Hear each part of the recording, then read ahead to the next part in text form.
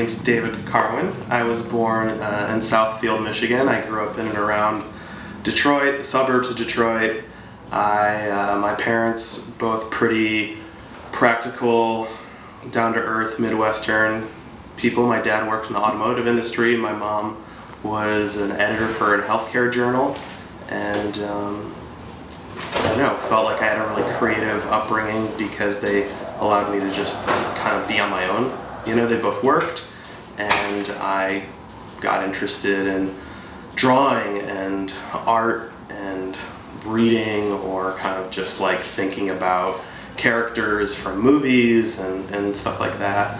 I got into art and design a little bit because I went to a high school that had a great performing arts and English program, as well as had photography and ceramics and kind of maybe more uncharacteristic things for a high school, and I was able to take drawing and painting and kind of further develop. I had AP art history in high school that led me to go to London for the first time when I was 18, and I think that was a pretty seminal moment where I was able to kind of get out of Michigan. You know, at that point I hadn't ever, you know, we didn't travel too much other than family, but it was the first time I traveled internationally. I was 18, I kind of got to London, had a look around, and was astonished at the British Museum, at the Tate Modern, going to Stonehenge, Shakespeare plays, you know, kind of everything that you would expose a high school student in an arts program to in London, and came back and essentially looked at my parents and was thinking in my head, like, what are we doing living here? You know, because at that time,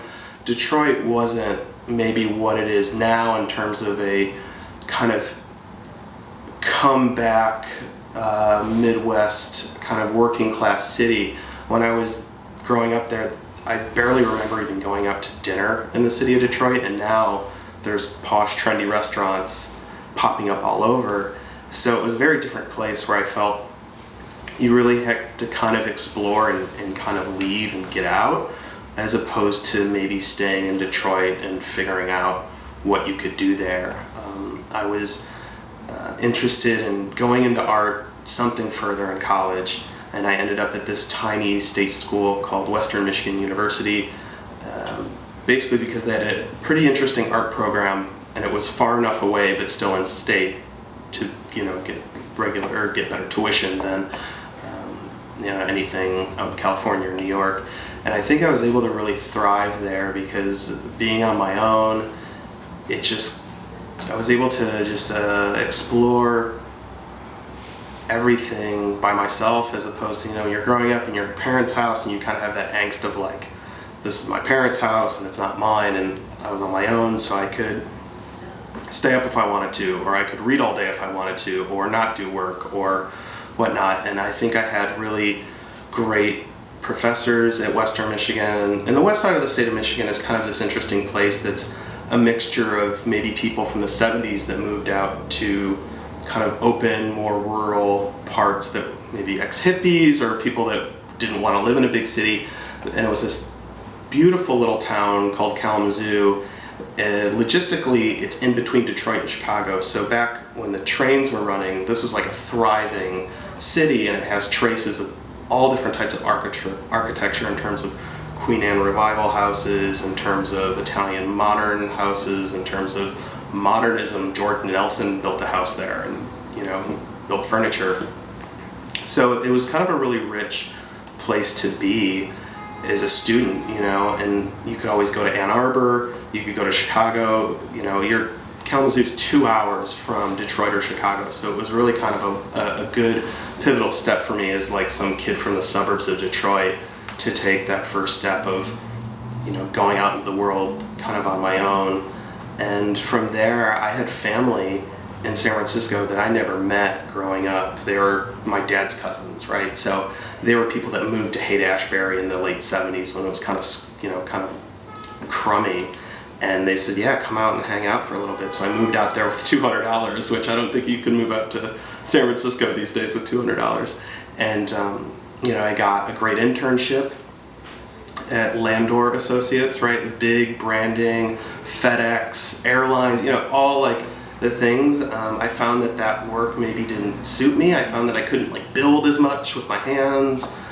There was it's like a different type of practice, and as you're a young designer just trying to get a job, it was really stimulating because, the furniture is very clean and modern, and you have really smart, talented people around you.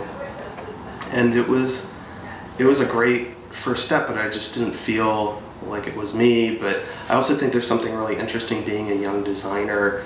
There's so much to learn, or so many things that you have to do eventually, or so many pieces to put together. To be able to just start somewhere, I think, is the hardest thing.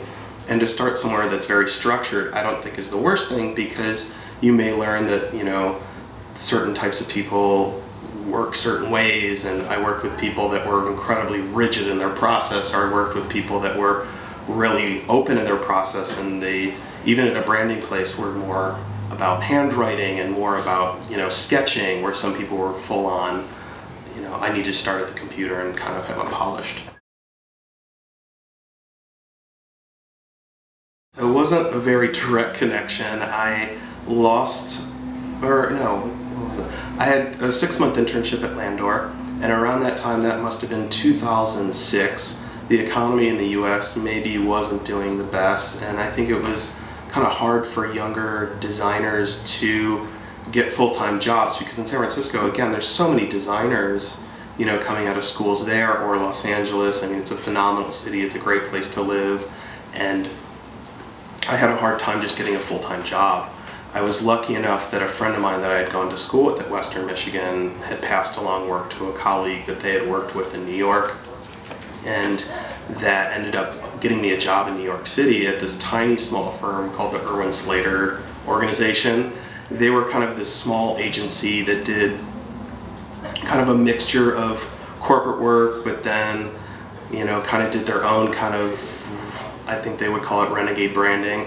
It was a short-lived studio. It might have been only open for 3 years and ended up closing in 2008, but it got me to New York, and that was really great because I was able to go see shows at the Bowery Ballroom, Webster Hall, Mercury Lounge, explore New York as someone in their mid-20s, and I think that's probably the best education that anybody could have, of exploring kind of one of the greatest cities, and the museum, the parks, and everything just kind of led me to start to think about how to really shape my career. My older sister at the time was studying at Yale in the forestry school. She was getting her master's in hydrology and ended up getting her PhD in hydrology. So I would pop up to New Haven and kind of have a look around. We'd walk past the art school. Every once in a while I would, maybe try and go to a lecture if I was in town, or at least like look up what was at the gallery. And from there I would actually start to think about grad school, because all of a sudden it was maybe in New York, as I was freelancing, didn't get the type of jobs that I wanted, as well as, I saw things at museums that I really liked, or I saw things at Yale, or student work, or things that I thought were really interesting. So just that led me to believe that higher education could be a great avenue for me, because you don't have to go to grad school as a graphic designer, but for some people it's their path, where other people may travel more and do, move abroad, or I don't know. Everyone kind of has their own direction, and mine ended up kind of looking into graduate school and applying to Yale and CalArts after kind of looking at a whole bunch of stuff, right? There's MICA, there's RISD, there's programs around Chicago, and it ended up that CalArts just kind of felt like home the minute that I got there. Ed, seeing Ed's work and hearing him talk, he's just kind of an amazing soul, and just, after going there and just sitting with him in his office and talking to him is its own class in and of itself, and it's great. So to be able to I got to work with him, and Lorraine Wild, her design history class was definitely one of the best things about my experience at CalArts that kind of turned me on to writing. Also, I was really lucky at the time I was there. The other students and some other faculty, Mark Owens had a huge impact on me, Michael Worthington, Gail Swanland. as well as my classmates that are still around or have moved from New York, but I just felt like I hit a really good cross-section of faculty and students. After school was kind of a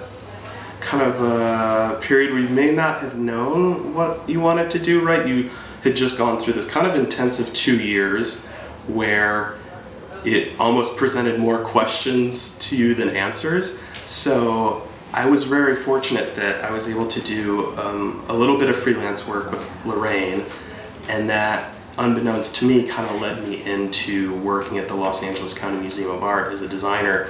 So I really was very fortunate after school. I was only kind of unemployed for maybe 3 months. And in that time I was kind of couch surfing. I had all my stuff in storage. I didn't know I could maybe move back to New York. I could maybe, at that time, maybe go back to Detroit. But it ended up, I kind of started over as a designer, an entry-level designer at LACMA, and I've kind of just progressed and grown since there.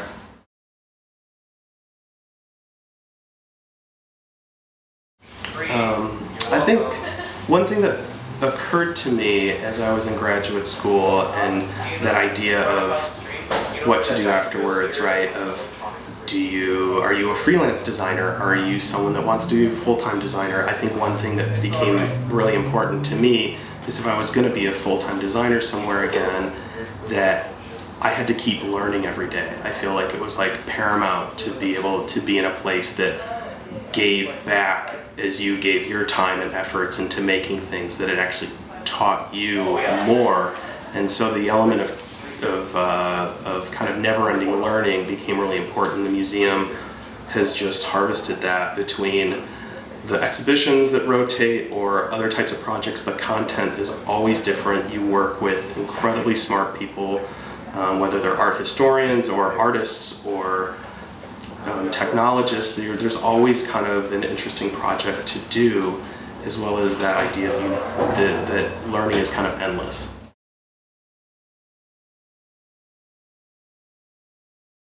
Right, so currently I'm the in-house art director, right? I would say I'm a part of the creative leadership at the museum. All these museums are kind of set up a little differently. So the design department, which is a small multidisciplinary design department, is nested under the publications wing of the museum. Quite frequently, sometimes these things are in marketing or communications or what other departments are called. But so there's myself, there's the person who runs the department is Michael Pumrosen, who oversees day-to-day operations, budgets, administrative, kind of the overarching inner workings of the department. Lisa Mark, who is the publisher of the museum, is over him. And then we do work with Lorraine Wild as kind of our consulting creative director. So between the four of us, it's really kind of a creative leadership, which feels a little bit more open, and there's kind of a conversation of how we do things on kind of an overarching aspect to how that trickles down into the everyday ongoings.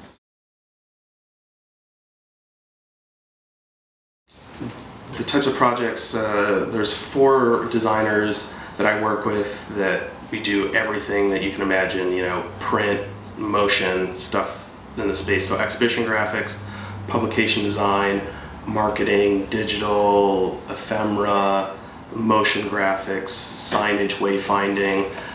Ironically, one of the things that we were just required to do was to put up more signage about no drone flying at the museum, because there's now there's all these new regulations, right? So that we have to put signs up for. It's always kind of interesting what happens. I also, working at LACMA is kind of amazing because it's owned by the county, right? So it's a nonprofit that your tax money goes to, if you're a county resident of Los Angeles, you pay taxes that does fund programming at the museum. It's an incredible place.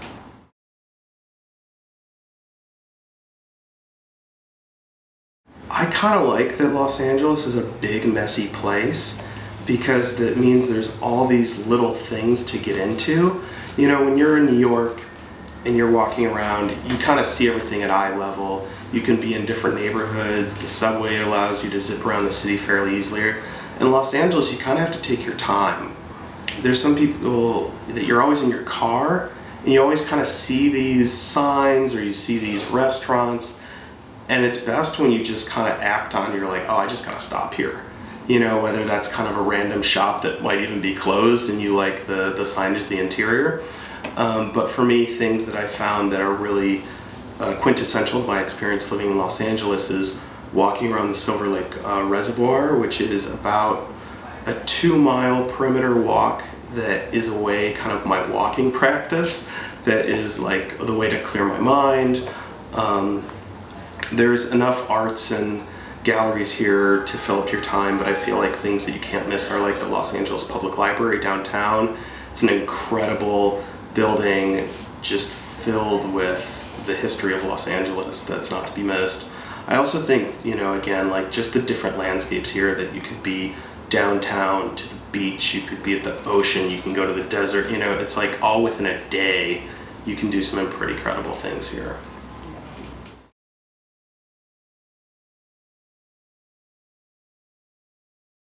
Well, hopefully public transit will make a further dent into Los Angeles. I'm pretty fortunate living in Los Angeles. I do take the bus to work a lot of days, and that involves 4 stops. And I've gotten to work as quickly in 13 minutes. Normally when you tell this to someone living in Los Angeles, they kind of look at you like you're bleeding out of your eyes, right? Because everyone thinks you're stuck in traffic here. But I think public transit is getting better. I think the challenge is there's just so many people. It's not a system like many other large cities in the world where you can zip around and be in all sorts of different parts of the city within seemingly a half hour. It's still kind of a point-to-point system here. So I see transit getting a lot bigger. I think, it will become much denser. I live in Koreatown in Los Angeles, which kind of reminds me of New York in a way that it's a lot of people, it's dense. It allows for kind of walking neighborhoods. So I really feel as the density builds up in different parts of town that it will be much more walkable, and I think much more friendly on the global kind of appeal, because I think when I have friends that visit here, it's very interesting to see what they want to do or what they think they can do in one day, because again, like if you go to New York, you can actually go to a lot of different parts of town in one day, whereas here you might be able to do maybe 2. So, yeah. I don't know. I mean, I think, everyone's exhausted of politics as well as they're interested to air their latest grievance about it. I think it's really easy to complain. I often found that as I've gotten older, I've been kind of allergic to people that just complain.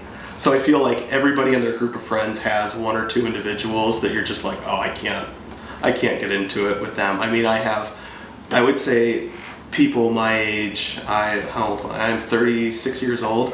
People my age will probably, complain about politics a little bit, kind of be curious about a few things, but sometimes I find some people that have some very bleak outlooks on things that's pretty hard to deal with, to be honest.